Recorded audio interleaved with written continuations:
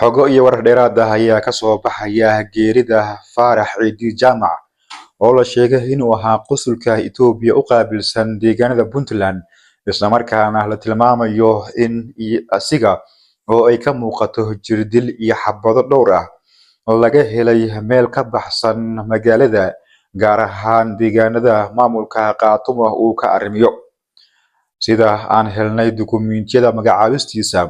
ayaa ku xusan xilkaasi waxaana la tilmaamay in dowladda Itoobiya uu u qaabilsanaa arrimo ku saabsan muhaajiriintooda iyo soo galootiga dowladda Itoobiya xaalkoodana uu la socdo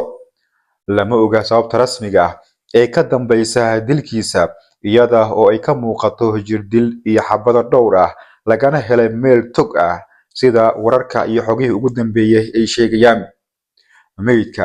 ayaa ilaa iminka aan la aasin waxaana la tilmaamayaa in la gelin doono baaritaan qoto dheer ah si loo ogaado sababta rasmiga ah ee ka dambeysay jirdilka xabadaha cidda ka dambeysay dilkiisa iyo sababta rasmiga ah ee loo dilay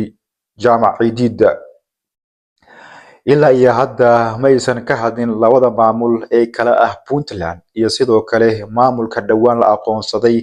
ee SCC Qaatumo arrimaha ku aadan dilka ninkan la sheegay in dowladda Itoobiya uu qunsul u ahaa sida ku cad warqadda iyo dukumiintiga rasmiga ah ee magacaabistiisa oo aan helnay waxaa haddaba laga warsugayaa labada dhinac iyo sidoo kale qaabka ay ugu hadlaan iyo baaritaanada la gelin doono meydkiisa iyadoo la sheegay in gurigiisa lagala baxay